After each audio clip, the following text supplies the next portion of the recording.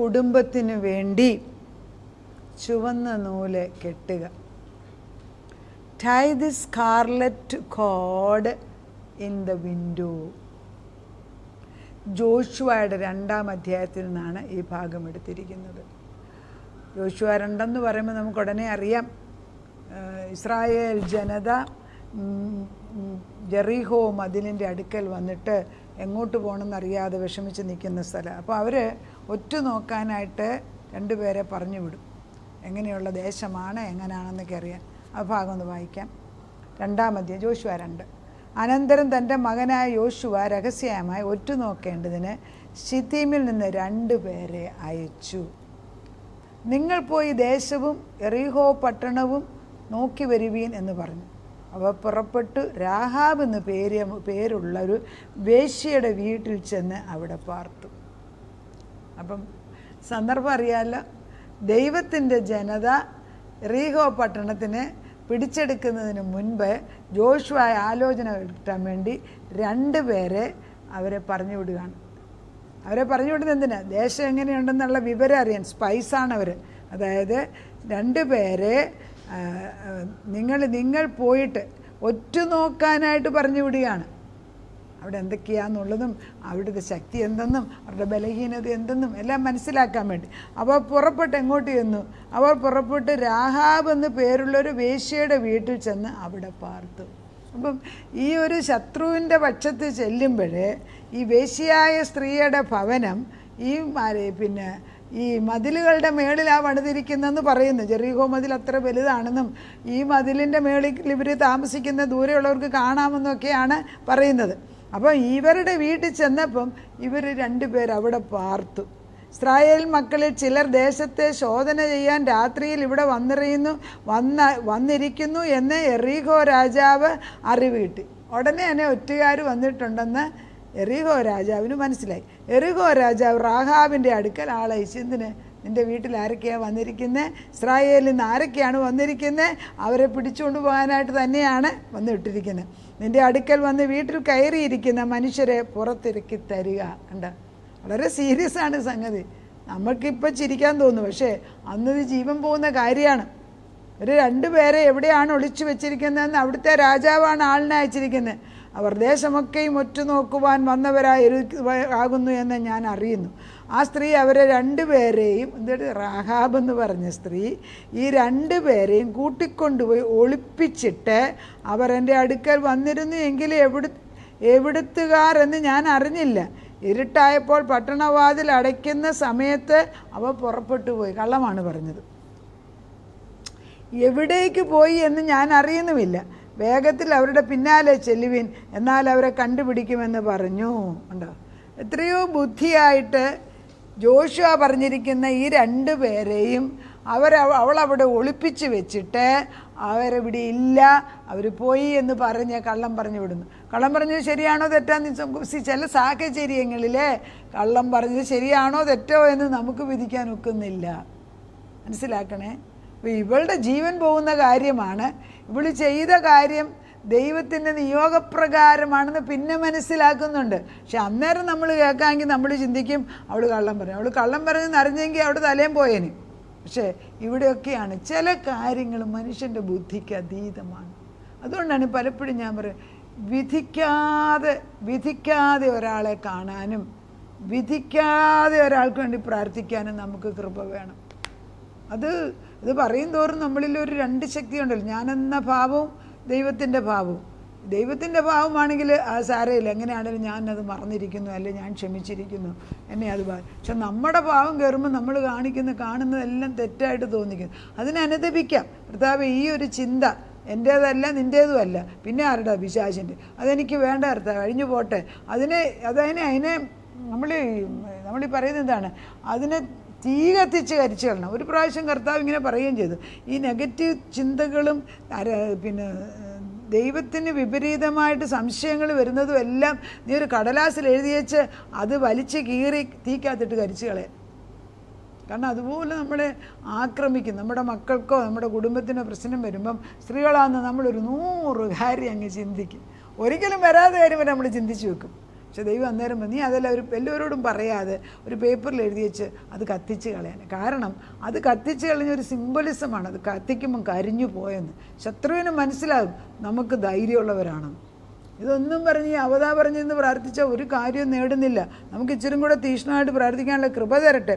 അങ്ങനെ ഇരുട്ടായപ്പോൾ അവർ എന്നാൽ എന്നിട്ട് ഇവള് പറഞ്ഞു വിട്ടു. എന്നാൽ അവൾ അവരെ വീട്ടിൽ മുകളിൽ കൊണ്ടുപോയി അവിടെ അടുക്കി വെച്ചിരുന്ന ചണത്തണ്ടുകളുടെ ഇടയിൽ ഒളിപ്പിച്ചിരുന്നു. ആ ആളുകൾ യോർദാനിലേക്ക് വഴിയായി കടവുകൾ വരെ അവരെ തിരിഞ്ഞുപോയി. അപ്പം വന്നവർ ഇവരെ അന്വേഷിച്ചു, കണ്ടില്ല. തിരഞ്ഞു എന്നവർ പുറപ്പെട്ടു ഉടനെ പട്ടണവാതിൽ അടയ്ക്കുകയും ചെയ്തു. അവൾ മുകളിൽ അവരുടെ അടുക്കൽ ചെന്ന് അവരോട്, യഹോവ ഈ ദേശം നിങ്ങൾക്ക് തന്നിരിക്കുന്നു. കണ്ടോ, അതാണ് റാഹാബിൻ്റെ ഗുണം. റാഹാബ് സത്യദൈവം ആരെന്ന് മനസ്സിലാക്കി. ഒരൊറ്റ പോയിൻ്റാണ്, യഹോവ ഈ ദേശം നിങ്ങൾക്ക് തന്നിരിക്കുന്നു, നിങ്ങളെയുള്ള ഭീതി ഞങ്ങളുടെ മേൽ വീണിരിക്കുന്നു. ഈ ദേശത്തിലെ നിവാസികൾ എല്ലാവരും നിങ്ങളുടെ നിമിത്തം ഉരുകിപ്പോകുന്നു എന്ന് ഞാൻ അറിയുന്നു. അവൾ പറഞ്ഞത് ആത്മാവിലാണ്. അവൾ പറയാണ്, ഞങ്ങൾക്ക് എല്ലാവർക്കും ഭീതിയാകുന്നു, ഞങ്ങളെ പേടിച്ചു പിടിക്കുകയാണ്. ഇതെല്ലാം പറഞ്ഞു കഴിഞ്ഞപ്പോഴത്തേക്ക് ഇവൾക്ക് ദൈവത്തിൻ്റെ ആനുകൂല്യം കിട്ടുകയാണ്. അപ്പോൾ അവളെ രക്ഷിക്കാനുമായിട്ടുള്ള മാർഗ്ഗം, നിങ്ങളുടെ ദൈവമായ യഹോവ തന്നെ മീതെ സ്വർഗത്തിലും താഴെ ഭൂമിയിലും ദൈവമാകുന്നു. അങ്ങനെ അവളതറിഞ്ഞു. So all these things what she says, she must have heard it many a thing, but അത് വിശ്വസിക്കാനുള്ള ഹൃദയം ദൈവം അവൾക്ക് കൊടുത്തു. അപ്പോൾ ദൈവം റാഹാബിനെ കണ്ടു. മനുഷ്യൻ്റെ മുൻപിൽ അവൾക്കൊരു വിലയുള്ളവളല്ല. ഷീസ് എ പ്രോസ്റ്റിറ്റ്യൂട്ട്, ഇല്ലേ, ഒരു വ്യഭിചാരിണി എന്നാണ് അവളെക്കുറിച്ച് പറയുന്നത്. അങ്ങനെയുള്ള ഒരു സ്ത്രീയെ ദൈവം കണ്ടപ്പോൾ വ്യത്യാസം വരുന്നത് കണ്ടോണേ. അതുകൊണ്ട് എന്ത് ചെയ്തു? ആകയാൽ ഞാൻ നിങ്ങളോട് ദയ ചെയ്യുക കൊണ്ട് നിങ്ങൾ എൻ്റെ പിതൃഭവനത്തോട് ദയ ചെയ്ത് എൻ്റെ അപ്പനെയും അമ്മയെയും എൻ്റെ സഹോദരന്മാരെയും സഹോദരിമാരെയും അവർക്കുള്ള സകലത്തെയും ജീവനോടെ രക്ഷിച്ച് ഞങ്ങളുടെ ജീവനെ മരണത്തിൽ നിന്ന് വിടുവിക്കുമെന്ന് യഹോവയെ ചൊല്ലി എന്നോട് സത്യം ചെയ്ത് ഉറപ്പുള്ള ഒരു ലക്ഷ്യം തരികയും വേണം. കേട്ടോ, അവളെക്കൊണ്ട് തന്നെ ആയിരിച്ചില്ല, അവിടെ വീട്ടുകാരെ മുഴുവൻ സഹോദരൻ അപ്പനമ്മമാർ അവർക്കുള്ളതിനെല്ലാം രക്ഷിക്കണം. അതവളുടെ ഹൃദയത്തിൻ്റെ വിശാലതയല്ലേ കാണുന്നത്. അപ്പോൾ എന്താണ്, അവർ അവളോട്, ഞങ്ങളുടെ ഈ കാര്യം നിങ്ങൾ അറിയിക്കാതെ ഇരുന്നാൽ നിങ്ങളുടെ ജീവന് പകരം ഞങ്ങളുടെ ജീവൻ വെച്ചു കൊടുക്കും. യഹോവ ഈ ദേശം ഞങ്ങൾക്ക് തരുവാൻ ഞങ്ങൾ നിന്നോട് ദയയും വിശ്വസ്തതയും കാണിക്കുമെന്ന് ഉത്തരം പറഞ്ഞു. എന്നാറെ അവൾ അവരെ കിളിവാതിലൂടെ ഒരു കയറ് കെട്ടി ഇറക്കി. അവളുടെ വീട് കോട്ട മതിലിന്മേൽ ആയിരുന്നു. അവൾ മതിലിന്മേൽ പാർത്തിരുന്നു. അവൾ അവരോട്, തിരഞ്ഞു പോയവർ നിങ്ങളെ കണ്ടുപിടിക്കാതിരിക്കേണ്ടതിന് നിങ്ങൾ പർവ്വതത്തിൽ കയറി അവർ മടങ്ങി പോരുവോളം 3 ദിവസം അവിടെ ഒളിച്ചിരിക്കെ, അതിനുശേഷം നിങ്ങളുടെ വഴിക്ക് പൊയ്ക്കൊള്ളൂ എന്ന് അവർ അവളോട് പറഞ്ഞത്. അപ്പോൾ ഇതെല്ലാം നിർദ്ദേശം കൊടുക്കുകയാണ്. വളരെ ദീസ് ആർ ഓൾ ഇമ്പോർട്ടൻ്റ്. ഇതൊക്കെ ലൈഫ് ആൻഡ് ഡെത്ത് മാറ്റർ. ഇതൊക്കെ ഇതുപോലെ ജീവിതത്തിൽ നമുക്കും തരുന്നുണ്ട്. അവർ അവളോട് പറഞ്ഞത്, ഞങ്ങൾ ഈ ദേശത്ത് വരുമ്പോൾ നീ ഞങ്ങളെ ഇറക്കി വിട്ട ഈ കിളിവാതിൽക്കൽ ഒരു ചുവപ്പ് ചരട് കെട്ടുകയും നിൻ്റെ അപ്പനെയും അമ്മയും സഹോദരന്മാരെയും പിതൃഭവനത്തെയും നിൻ്റെ അടുക്കൽ വരുത്തിക്കൊള്ളുകയും ചെയ്യണം. കണ്ട, ഒരു നിർദ്ദേശം കൊടുക്കുന്നുണ്ട്. നീ ഞങ്ങളെ രക്ഷിച്ചു, എല്ലാം ശരി, ഞങ്ങൾ വി ആർ ഹാപ്പി അബൌട്ട്, ഞാൻ നല്ല കാര്യം. പക്ഷെ നീ എന്ത് കെട്ടണം? നീ കിളിവാതിക്കൽ ഒരു ചുവന്ന ചരട് കെട്ടണം. അത് കഴിഞ്ഞ് പിന്നെ 20-ാം വാക്യം ഞാൻ വായിക്കുന്നത്. 21-ാം വാക്യം, നിങ്ങൾ പറഞ്ഞതുപോലെ ആകട്ടെ എന്ന് അവൾ പറഞ്ഞു എന്ന് പറഞ്ഞ് അവരെ അയച്ചു. അങ്ങനെ അവർ പോയി. അവൾ ആ ചുവപ്പ് ചരട് കിളിവാതിൽക്കൽ കെട്ടി. അവിടെ നിർത്താം. ഒരു ചുവന്ന ചരട് കിളിവാതിൽക്കൽ കെട്ടാൻ ദൈവം അവരോട് നിർദ്ദേശിച്ചു. ആരോട്? വേശ്യസ്ത്രീയോട്. ആരെ? ദൈവത്തെ സഹായിച്ചതിന്. ദൈവമക്കളെ സഹായിക്കുന്നവർക്കൊരു പ്രതിഫലമുണ്ട്. അങ്ങനെ തന്നെ സംഭവിക്കുകയാണ്. ജോഷുവയുടെ കൂടെ ജോഷുവ പറഞ്ഞയച്ച 2 പേര് വാക്ക് കൊടുക്കുകയാണ്. ശരിയാ, ഞങ്ങൾ തിരിച്ചു വരുമ്പോൾ എല്ലാവരും കൊല്ലും, സംശയമില്ല. കാരണം നമ്മളോട് ദൈവം പറഞ്ഞു വിടുന്നതാണ്, നമുക്ക് ഉറപ്പുണ്ട്. പക്ഷെ ആ കൊല്ലുമ്പോൾ നിന്നെയും നിൻ്റെ കുടുംബത്തെ നീ ചോദിച്ച ഓരോ കാര്യത്തിനും രക്ഷിക്കുവാൻ വേണ്ടി ആ വീട്ടിലുള്ള നീ ആരെയൊക്കെ ആഗ്രഹിക്കുന്നു അവരെല്ലാം വീട്ടിനകത്ത് കൊണ്ടുവന്ന് നിർത്തിയിട്ട് ഈ ചുവന്ന ചരട് നിൻ്റെ കിളിവാതിക്കൽ കെട്ടിയിടുക. അവളങ്ങനെ തന്നെ ചെയ്തു. അതോടുകൂടി അവൾ കുടുംബത്തെ മുഴുവൻ രക്ഷിക്കാൻ. അങ്ങനെ ജെറീകോ മതിൽ ഇടിയുന്നു. അവർ ശത്രുക്കളെ തോൽപ്പിക്കുന്നു. അങ്ങനെ റാഹാബിനെയും കുടുംബത്തെയും രക്ഷിക്കുന്നു. പിന്നെ വംശാവലി നോക്കുമ്പോൾ ഈ റാഹാബിൻ്റെ വംശാവലി ക്രിസ്തുവിൻ്റെ ജനനത്തിൻ്റെ വലിയ വെല്ലുമിച്ചിയായിട്ട് ജീനിയോളജിയിൽ കാണാൻ സാധിക്കും. മനോഹരമല്ലേ? ദൈവം ആരെയാണ് തിരഞ്ഞെടുത്തത്? അവളുടെ വിശാല ഹൃദയം തിന്മയ്ക്ക് ആദ്യം ഉപയോഗിച്ചുവെങ്കിലും ക്രിസ്തുവിൽ ദൈവത്തിൻ്റെ ആത്മാവളിൽ വന്നപ്പോൾ പരിശുദ്ധാത്മാവിൽ അവളെ ശുദ്ധിയുള്ളവളായി കണ്ട് നന്മ ചെയ്യിപ്പിച്ച് ദൈവത്തിൻ്റെ വംശാവലിയിൽ, ദൈവപുത്രൻ്റെ വംശാവലിയിൽ കൊണ്ടുവരാൻ തക്കവണ്ണം പ്രവർത്തിക്കുന്ന ഒരു ദൈവം നമുക്കുണ്ട് എങ്കിൽ നമ്മൾ ഭാരപ്പെടേണ്ട. നമ്മുടെ ഹൃദയങ്ങളെ അറിയുന്ന ദൈവം. ഓരോ സ്ത്രീകളും എന്നെ വിളിച്ച് ഓരോ പ്രയർ റിക്വസ്റ്റ് പറയുമ്പം അവരുടെ വേദന, പല സ്ത്രീകളും എന്നെ വിളിക്കുന്നത് കൂടുതൽ സ്ത്രീകളാണ്. ആ സ്ത്രീകൾ അവരുടെ ഭവനങ്ങളിൽ സ്വന്തം അപ്പനമ്മമാർ വെറുക്കുന്നത്, സഹോദരന്മാർ സഹായിക്കാത്തത്, ഭർത്താവ് ഡിവോഴ്സ് കൊടുത്തിട്ട് ഉപദ്രവിക്കുന്നത്, ഇതൊന്നും ഒരിക്കലും ദൈവനീതിക്ക് ചേർന്നതല്ല. അറിയാതെ നമ്മളെല്ലാം ചെയ്യാതെ പോട്ടെ, അറിഞ്ഞുകൊണ്ട് ഇവരെ ആരും ഉപദ്രവിക്കരുത്. ഒരു സ്ത്രീ എന്ന് പറയുന്ന ഒരു ചെറിയ പളുങ്ക് പാത്രമായിട്ട് നമ്മൾ കാണണം. എത്ര ബഹളം ഉണ്ടെന്ന് തന്നെ അവർക്ക് they always when they are small they are under the protection of the family, the father and the mother. പിന്നെ അവർ they are under the protection of the husband, then they are under the protection of the sun.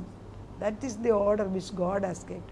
അത് ചിലർ അല്ലാതെ നേരത്തെ സ്ത്രീകൾ മരിക്കുന്നത്, പക്ഷേ that is the way it should be. വിധവമായിട്ടുള്ളവരെ നോക്കണമെന്ന് വേദപുസ്തകം പറയുന്നുണ്ട്. അത് ചർച്ചിനൊരു കടമയുണ്ട് അതിൽ. ഇതൊക്കെ ദൈവം നിയോഗിച്ച് വെച്ചിരിക്കുന്നതാണ്. ഇതൊന്നും അറിയാത്ത പോലെ നമ്മൾ ജീവിക്കരുത്. ഞാനിതൊരു ദൂതായിട്ട് പറയുകയാണ്. നമുക്ക് നമ്മുടെ ഭവനങ്ങളിൽ ആരെങ്കിലും വഴിതെറ്റി നടക്കുന്നുണ്ടെങ്കിൽ കർത്താവേ, അവർ നിത്യരക്ഷയിലേക്ക് പ്രാപിച്ച് കടന്നു വരുവാൻ കുഞ്ഞാടിൻ്റെ രക്തത്തിൻ്റെ ചരട് നമ്മൾ കെട്ടുകയാണ്. എൻ്റെ ഭവനത്തിന് ചുറ്റും നിൻ്റെ രക്തത്തിൻ്റെ മുദ്രയിടുകയാണ്. ഒരു സംഹാരദൂതനകത്ത് കയറാതെ നീ സൂക്ഷിച്ചേ പറ്റൂ. കുറവുകളും ബലഹീനതകളും ഉണ്ട്, പക്ഷെ നീ അവരെ രക്ഷിച്ച് നിൻ്റെ ആടുകളാക്കി മാറ്റുന്നതിന് നന്ദി പറയാം. നീ അവരെ കണ്ടു കഴിഞ്ഞിരിക്കുന്നു. ഒരൊറ്റ സ്ത്രീ റാഹാബ് മൂലം ആ കുടുംബം മുഴുവനും രക്ഷിക്കപ്പെട്ടു. അതുതന്നെയല്ല, അവരുടെ കുടുംബത്തിൽ കൂടെ ആ ഒരു വംശാവലി യേശുക്രിസ്തുവിൻ്റെ വരവിന് വേണ്ടി ആ സ്ത്രീ എടുത്ത് ഉപയോഗിക്കുന്നതായിട്ട് നമുക്ക് കാണാം. ഇതൊക്കെ വലിയ ഭാഗ്യമായിട്ട് കരുതാം. ദൈവം കാണുന്ന കണ്ണുകളോടെ കാര്യങ്ങൾ കാണാൻ ദൈവം നമുക്ക് കൃപ തരട്ടെ. നമുക്ക് പ്രാർത്ഥിക്കാം.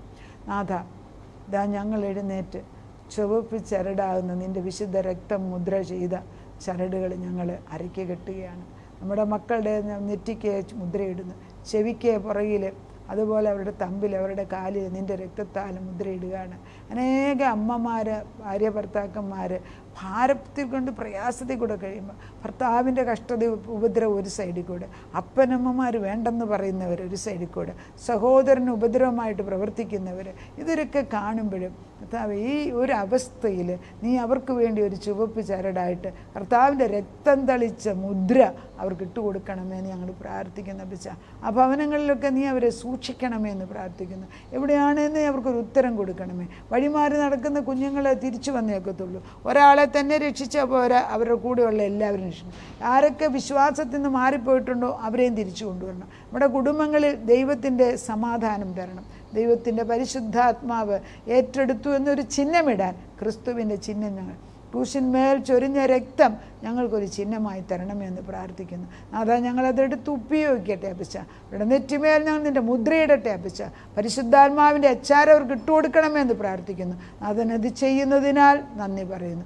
പ്രാർത്ഥന കേട്ട് ഉത്തരം തന്ന ദൈവത്തിന് നന്ദി. വഴിമാറി നടക്കുന്ന കുഞ്ഞുങ്ങൾക്ക് സുബോധത്തിൻ്റെ ആത്മാവിട്ട് ഈ ദൈവത്തിൻ്റെ കുഞ്ഞാടിൻ്റെ രക്തം കൊണ്ട് മുദ്രയിട്ട് കഴിഞ്ഞിരിക്കുന്നതിനാൽ നന്ദിയോടെ സ്തോത്രം. പ്രാർത്ഥന കേട്ട് ഉത്തരം തന്ന് റാഹാബിനെയും കുടുംബത്തെയും രക്ഷിച്ച ദൈവം പുതിയ നിയമത്തിൽ എത്രയോ അധികമായിട്ട് കരുണയുടെയും കൃപയുടെയും യുഗത്തിൽ ഞങ്ങളെ സഹായിക്കുമെന്നുള്ളതിന് സംശയമില്ല. പ്രാർത്ഥന കേട്ട് ഉത്തരം തന്ന ദൈവത്തിന് നന്ദി. യേശു ക്രിസ്തുവിൻ്റെ പുണ്യനാമത്തിൽ തന്നെ ആമേൻ.